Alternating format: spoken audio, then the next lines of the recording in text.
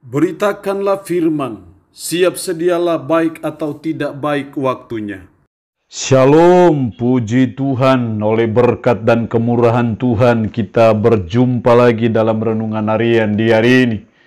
Kita percaya bahwa firman Tuhan itu sangat bermanfaat bagi kehidupan, pertumbuhan iman ataupun rohani kita. Karena itu mendengar firman itu sesuatu yang sangat penting dan menjadi prioritas dalam hidup kita. Mengawalinya mari kita berdoa. Kami bersyukur dan memuji nama-Mu ya Allah di hari ini, untuk waktu dan kesempatan yang Tuhan beri, untuk kami kembali akan disegarkan oleh kebenaran firman-Mu. Roh-Mu yang kudus, tolonglah kami, urapi dan berkati kami dengan firman-Mu di hari ini. Dalam nama Tuhan kami Yesus Kristus kami berdoa. Amin. Nats firman Allah yang menjadi perenungan kita bersama di hari ini saya ambil dari Mazmur 90 ayat 1 sampai dengan ayatnya yang ke-12. Secara khusus saya akan baca ayatnya yang ke-12, firman-Nya berkata demikian. Ajarlah kami menghitung hari-hari kami sedemikian, hingga kami beroleh hati yang bijaksana. Demikian sabda firman Allah di hari ini yang mengajar dan menasihati kita beroleh hati yang bijaksana. Memperoleh hati yang bijaksana, itulah nasihat firman Allah di hari ini. Dan ini seperti yang disampaikan oleh Musa sebagai doanya kepada Allah. Ajarlah kami menghitung hari-hari kami sedemikian, hingga kami beroleh hati yang bijaksana. Beroleh hati yang bijaksana itu sesuatu yang penting kita usahakan terus-menerus dalam hidup kita. Karena ketika kita beroleh hati yang bijaksana, itu akan meminimalisir saudara dan saya dari berbagai problematika dalam menjalani hidup ini. Ajarlah kami menghitung hari-hari kami sedemikian. Dari situ kita melihat bahwa supaya kita beroleh hati yang bijaksana, ajarlah kami menghitung hari-hari kami sedemikian. Ajarlah kami mempergunakan waktu-waktu kami sedemikian. Jadi dari situ terlihat bahwa supaya kita beroleh hati yang bijaksana, maka kita belajar untuk mempergunakan hari-hari yang ada.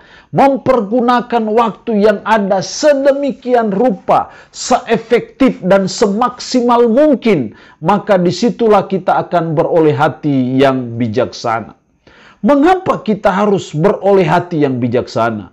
Mengapa kita harus belajar dan terus berusaha supaya kita memiliki hati yang bijaksana? Jadi orang yang bijaksana dalam menjalani hidup. Setidaknya ada dua alasan yang saya jumpai dalam ayat ini. Ayat 3, engkau mengembalikan manusia kepada debu dan berkata, kembalilah hai anak-anak manusia. Ayat 5, engkau menghanyutkan manusia, mereka seperti mimpi. Seperti rumput yang bertumbuh di waktu pagi berkembang dan bertumbuh dan di waktu petang lisut dan layu. Demikianlah manusia. Jadi manusia digambarkan seperti rumput yang pada waktu pagi berkembang dan bertumbuh, tapi pada waktu petang lisut dan layu. Artinya menunjukkan bahwa betapa kehidupan manusia itu hanya bersifat sementara saja. Karena kehidupan manusia ini hanya bersifat sementara saja, maka kita perlu memiliki hati yang bijaksana, supaya sekalipun hidup kita ini hanya sementara saja, tapi kita bisa gunakan hidup ini seefektif mungkin, sebaik mungkin, dan banyak berguna dan bermanfaat bagi Tuhan dan bagi sesama kita. Itulah pentingnya, itulah alasan kenapa kita perlu hati yang bijaksana. Karena hidup manusia hanya sementara. Bagaimana kita memaksimalkan kehidupan kita yang sementara ini, yang seperti rumput yang tumbuh di waktu pagi dan akhirnya layu di waktu petang, tapi kita bisa maksimal dan bisa efektif dalam menjalani hidup. Kita perlu hati yang bijaksana, supaya sekalipun hidup manusia hanya sementara, hanya pendek saja, hanya 70 tahun, dan jika kami kuat 80 tahun. Tapi kami bisa efektif karena apa? Kami memiliki hati yang bijaksana. Tapi kalau kita tidak memiliki hati yang bijaksana, sementara kehidupan kita yang hanya bersifat sementara, sangat pendek dan tidak efektif lagi, tidak berguna lagi. Kenapa? Karena kita tidak memiliki hati yang bijaksana. Tapi saya percaya ketika kita memiliki hati yang bijaksana, betapapun hidup manusia ini hanya sementara, hanya singkat saja, tapi kita bisa maksimal dalam melaksanakan mengisi hidup yang sementara ini. Apa yang membuat kita maksimal? Karena hati kita yang bijaksana di hadapan Tuhan. Yang kedua, alasan kedua kenapa kita perlu beroleh hati yang bijaksana. Ayatnya yang ke-10. Masa hidup kami 70 tahun. Dan jika kami kuat 80 tahun. Dan kebanggaannya adalah kesukaran dan penderitaan. Sebab berlalunya buru-buru dan kami melayang lenyap. Kebanggaannya adalah kesukaran dan penderitaan. Kenapa kita perlu beroleh hati yang bijaksana? Karena kesukaran dalam hidup kita. Karena penderitaan yang seringkali menimpa hidup kita. Kalau kita tidak bijaksana, maka kita bisa bunuh diri. Kalau kita tidak bijaksana menghadapi kesukaran, menghadapi penderitaan dalam hidup kita, kita bisa stres, kita bisa putus asa, kita bisa kecewa, dan bisa frustasi dalam menjalani hidup. Tapi kalau kita memiliki hati yang bijaksana, sekalipun ada kesukaran dan penderitaan, kita bisa menempatkan kesukaran dan penderitaan itu secara proporsional. Kalau kita punya hati yang bijaksana, maka kita melihat kesukaran dan penderitaan itu sebagai bagian dari suatu kehidupan.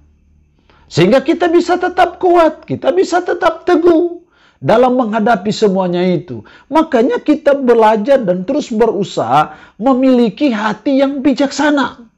Itu sangat penting dalam hidup kita. Untuk kita menjalani kehidupan yang sementara, yang singkat ini, yang penuh dengan kesukaran dan kesulitan hidup ini, kita butuh hati yang bijaksana. Karena hanya dengan hati yang bijaksanalah kita bisa memaksimalkan masa hidup kita yang singkat ini dan berguna untuk sesuatu yang memuliakan Tuhan. Allah yang punya firman ini memberkati kita dengan firman-Nya di hari ini. Amin.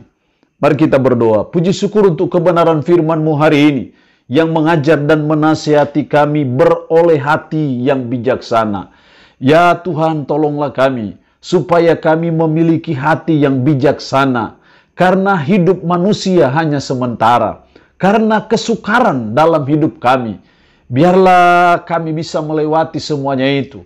Karena kami memiliki hati yang bijaksana. Roh-Mu yang kudus tanamkanlah, meteraikanlah firman dalam hati dan pikiran kami, dan sanggupkan kami untuk bisa memperlakukan firman ini dalam hidup kami sehari-hari. Hamba mohon berkat-Mu bagi umat-Mu yang mendengarkan renungan harian di hari ini. Diberkatilah mereka ya Allah dengan berkat-berkat jasmani maupun berkat-berkat rohani. Yang sakit, hamba berdoa dalam nama Tuhan Yesus. Tuhan lawat, Tuhan jamah, Tuhan sembuhkan dari sakit penyakit yang diderita.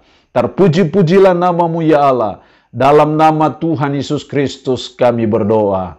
Amin. Shalom. Tuhan Yesus memberkati kita semua.